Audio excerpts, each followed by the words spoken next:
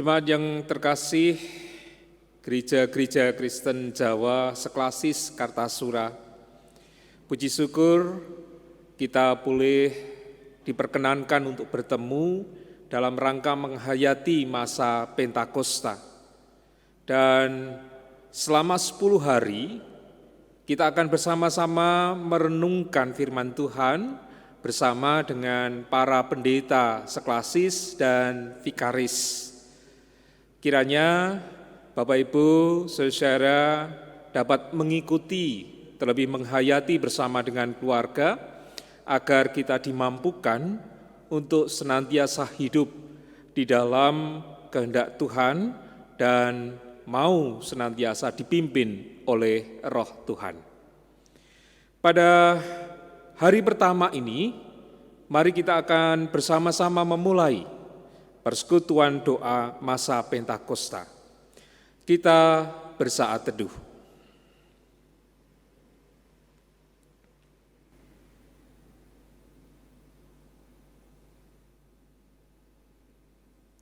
Jemaat yang terkasih di dalam Tuhan, marilah kita memulai persekutuan doa masa Pentakosta hari pertama ini dengan pengakuan bahwa pertolongan kita adalah di dalam nama Tuhan yang menciptakan langit dan bumi. Kasih karunia dan damai sejahtera dari Allah Bapa dan dari Tuhan Yesus Kristus menyertai saudara sekalian. Amin.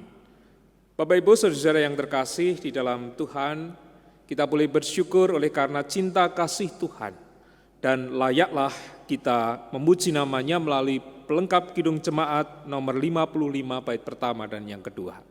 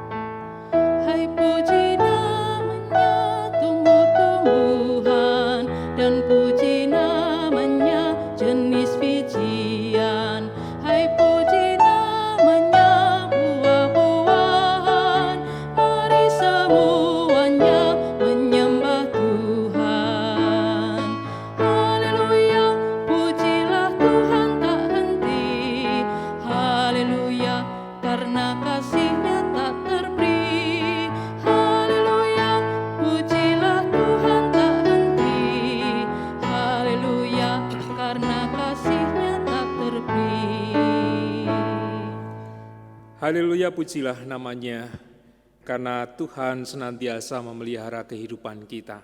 Dan pada kesempatan ini Tuhan akan memelihara kita kembali melalui firman-Nya. Namun sebelum itu, mari bersama kita berdoa. Terima kasih Tuhan, karena Engkau telah memelihara kami sampai hari ini. Dan oleh karena cinta kasih-Mu, kami dimampukan hidup di dalam kebenaran Tuhan. Pada kesempatan ini di masa kami menghayati Pentakosta, bersama dengan jemaat Tuhan, Gereja-gereja Kristen Jawa Seklasis Kartasura, kami mohon berkat Tuhan, agar Engkau berkenan untuk menuntun kami semua, di dalam bersekutu terlebih saat ini, hendak mendengarkan firman Tuhan. Kiranya melalui firman-Mu kami dibaharui, dikuatkan,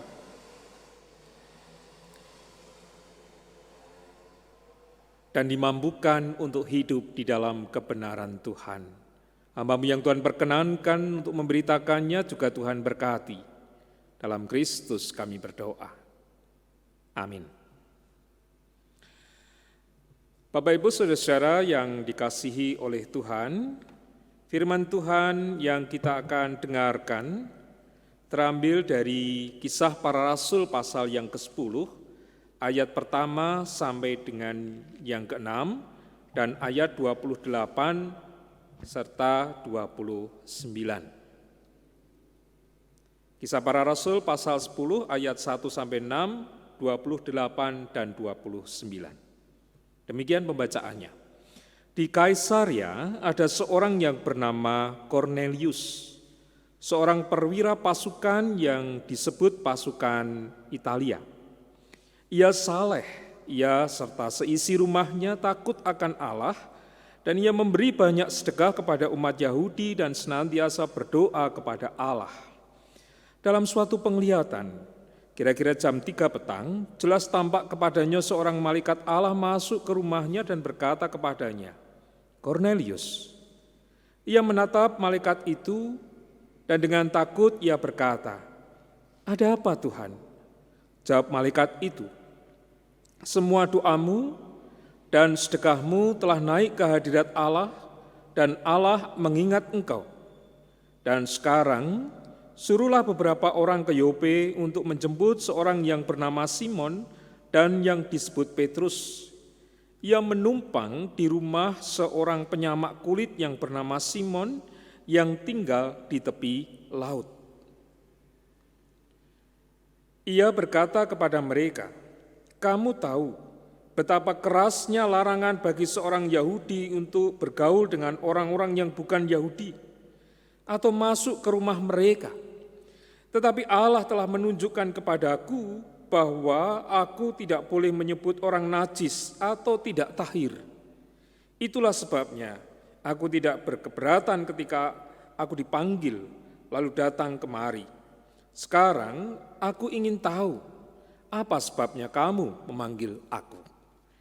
Demikian jemaat yang terkasih di dalam Tuhan, pembacaan firman Tuhan. Berbahagia kita yang mendengarkan dan merenungkannya di dalam hidup sehari-hari. Haleluya.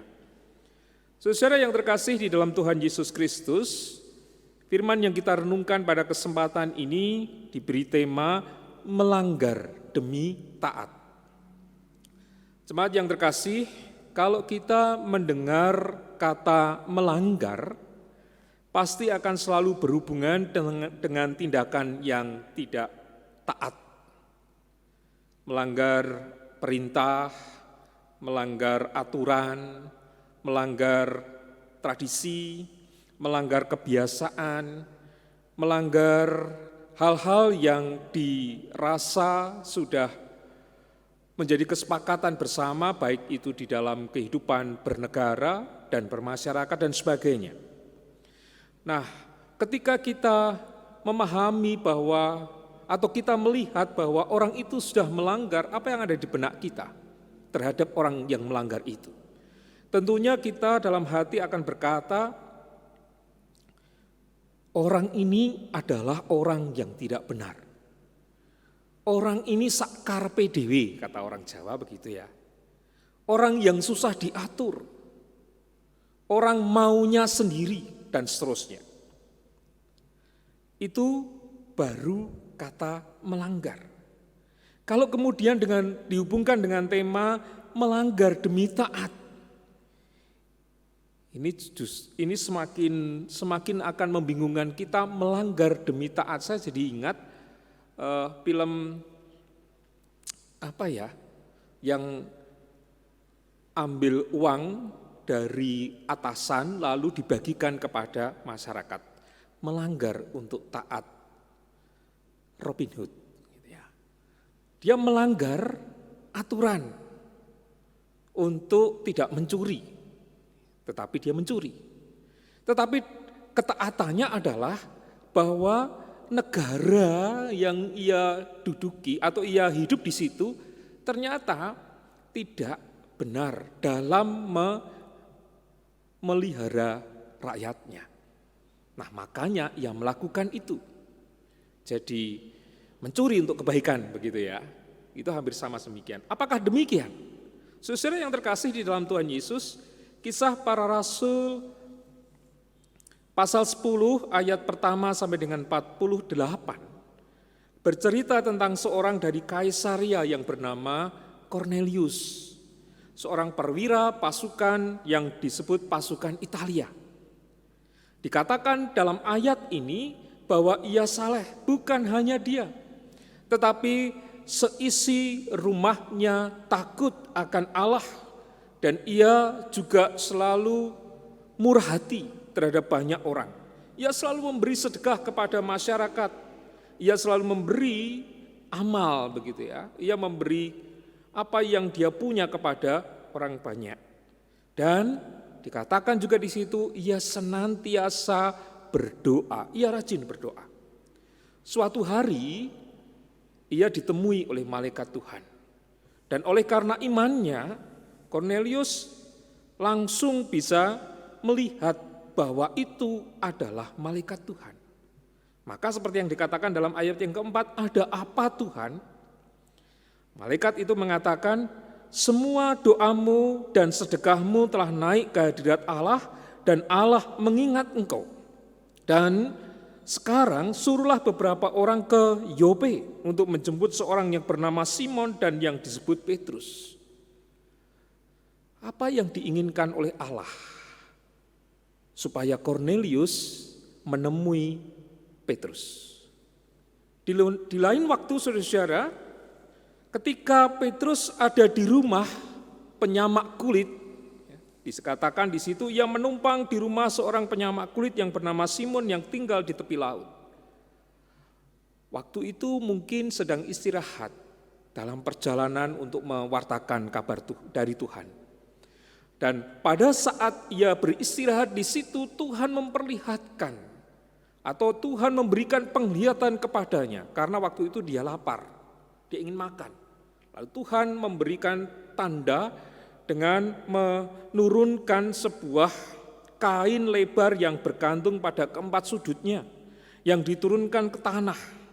Dan di situ, saudara-saudara, terlihat bahwa isinya adalah hewan. Dan Tuhan mengatakan, makanlah. Tetapi Petrus tidak mau. Kenapa? Karena ia orang Yahudi. Sekalipun ia telah hidup sesuai dengan kehendak Tuhan dan mengikuti Yesus, tetapi tradisinya masih kuat. Hukum Tauratnya masih kuat. Seperti yang dikatakan dalam kitab Imamat 11 dan kitab Ulangan 14. Di sana ada peraturan tentang makanan halal dan haram. Peraturan itu pertama kali diberikan kepada Musa, bersama dengan peraturan yang lain seperti hari raya, lalu hal najis dan tahir dan sebagainya. Makanan halal dan haram menjadi bagian sistem hukum Taurat Israel dan merupakan salah satu hukum yang terpenting. Maka setiap orang Yahudi tidak boleh melanggar akan hal itu. Dalam ayat-ayat di sana dikatakan secara umum bahwa binatang yang halal harus memenuhi dua kriteria, yakni memamah biak dan berkuku belah. Contohnya seperti domba, kambing, dan sapi, itu halal. Sedangkan hewan-hewan yang termasuk haram adalah babi, anjing, dan unta. Nah, makanya diharamkan di situ. Tetapi saudara yang terkasih di dalam Tuhan, ketika Allah menjumpai Petrus, ia ingin memberikan pemahaman yang lebih luas, terutama sebenarnya mengembalikan lagi apa yang sudah dilakukan Yesus. Teladan Yesus untuk keluar dari keyahudian dalam hal mengabarkan Injil, menyatakan keselamatan kepada semua orang.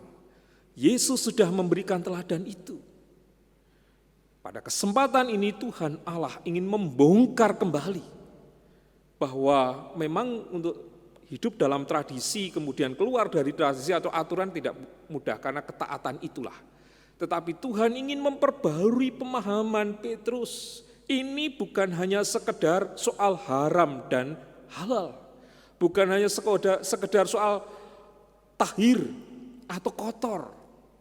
Tetapi ini adalah keselamatan yang universal yang ingin ditunjukkan melalui tanda bahwa apa yang dikatakan halal oleh Allah tidak boleh diharamkan manusia. Maka kemudian Petrus ketika diberikan pemahaman yang benar bahwa ia harus keluar dari pikiran sempitnya, keyahudian yang terkotak oleh karena hukum Taurat itu. Untuk apa? Untuk bukan hanya menerima yang haram menjadi halal, bukan hanya itu. Tetapi menerima seseorang di luar keyahudian agar keselamatan yang Tuhan sudah berikan, Tuhan Yesus sudah berikan kepada dunia, itu pun juga dilakukan oleh orang-orang Yahudi, termasuk di dalamnya murid-murid Tuhan.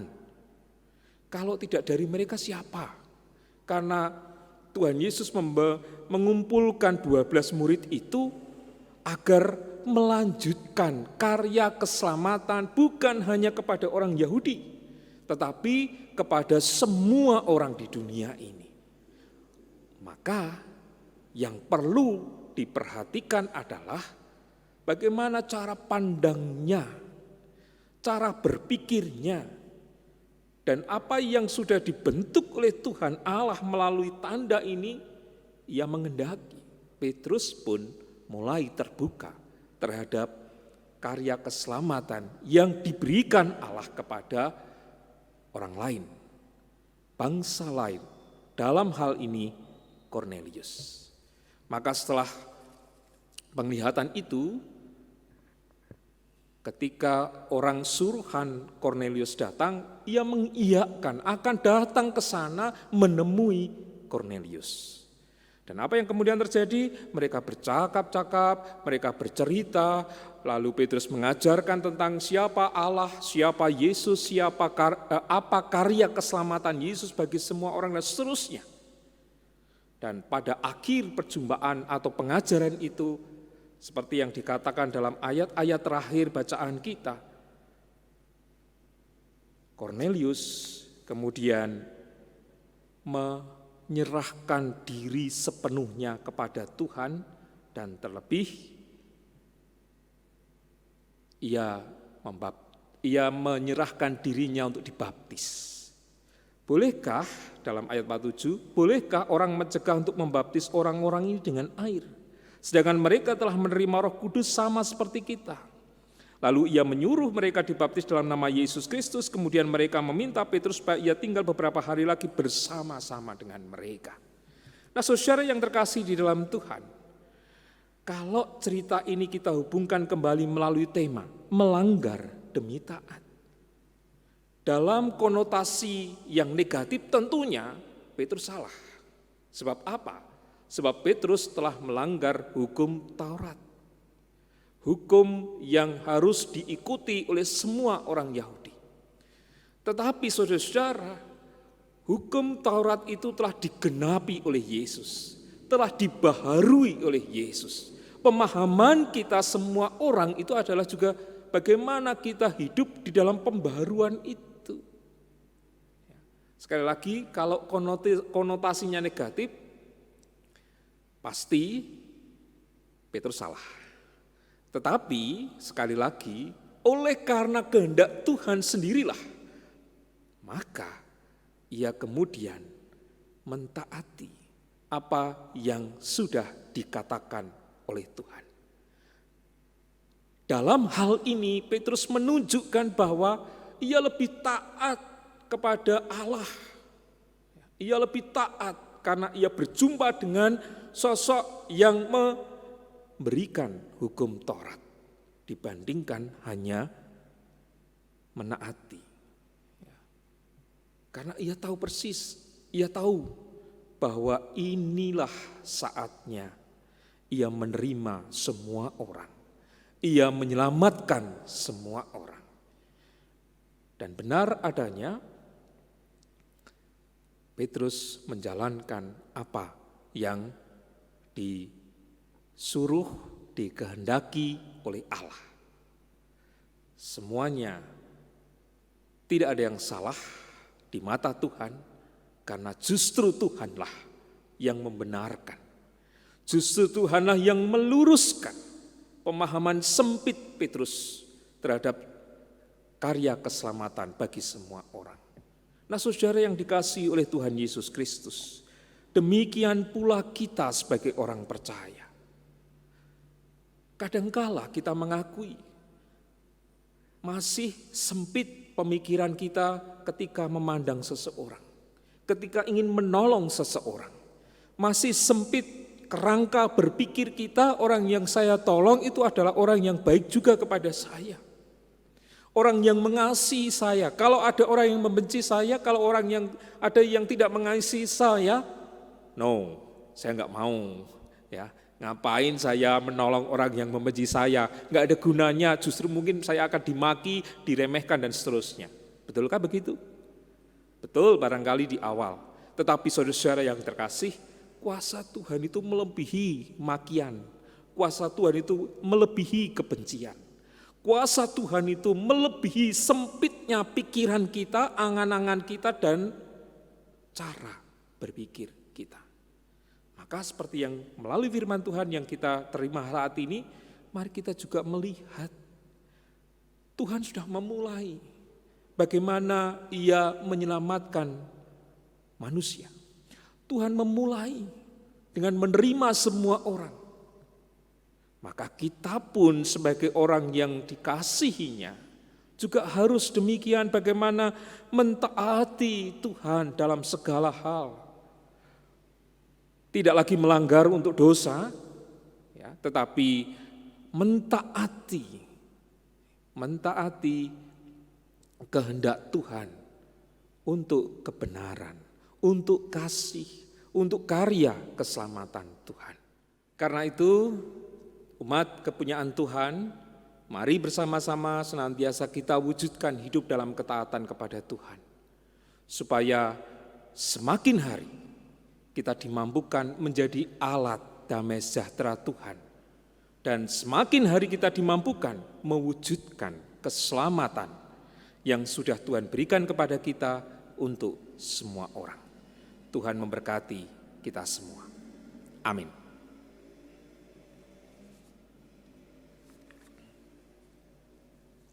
Kita memasuki saat teduh.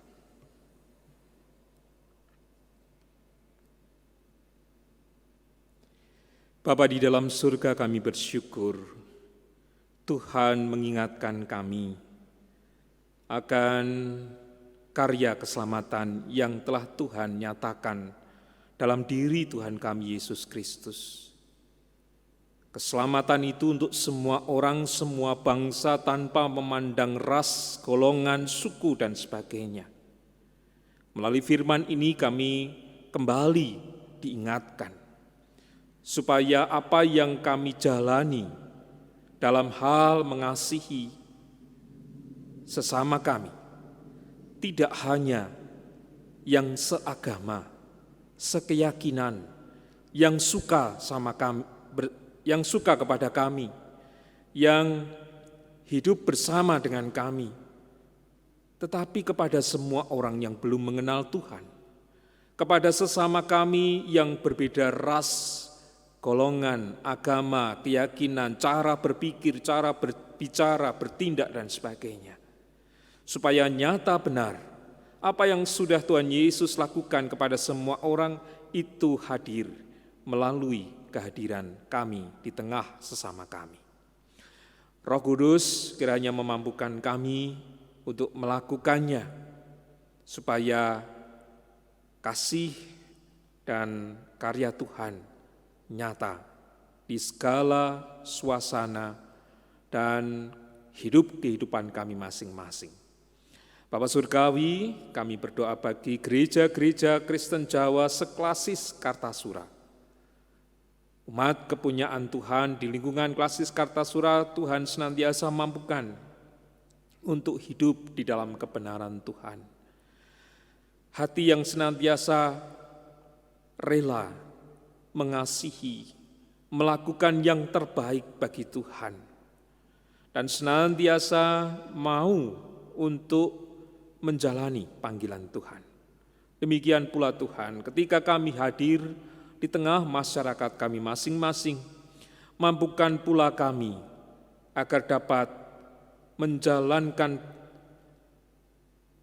tanggung jawab pemberian Tuhan, membangun kehidupan bersama yang lebih baik, menghadirkan kerukunan, hidup dalam persaudaraan, dan mampu menjembatani setiap persoalan-persoalan yang terjadi, supaya kami menjadi alat Tuhan yang mendamaikan.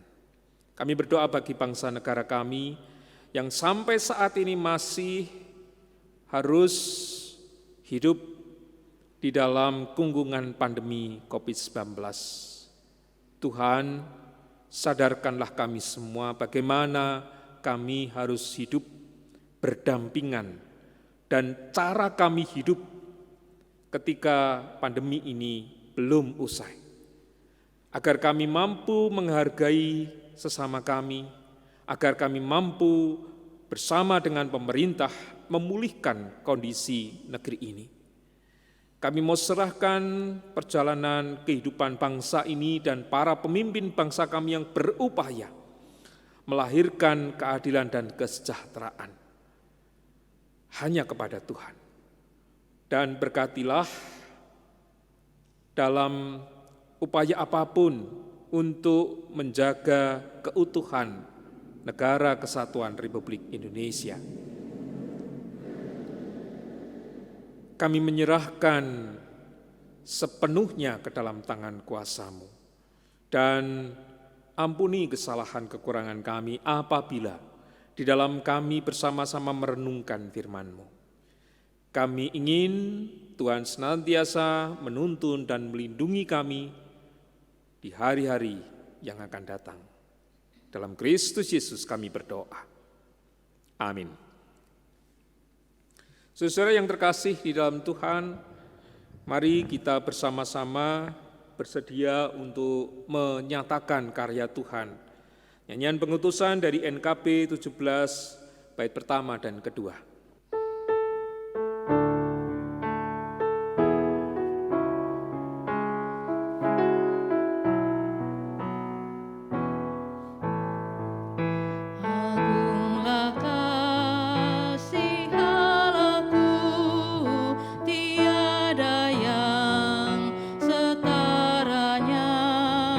Neraka dapat direngkuh,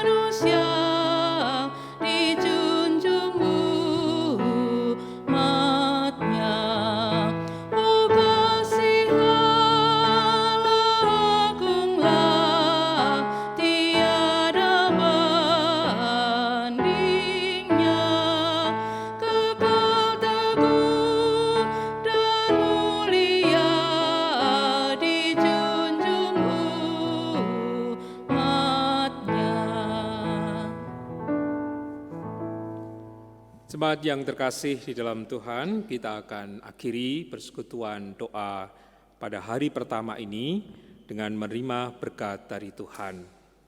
Kasih karunia Allah Bapa, kasih Tuhan Yesus Kristus, dan persekutuan Roh Kudus menyertai saudara sekalian. Amin.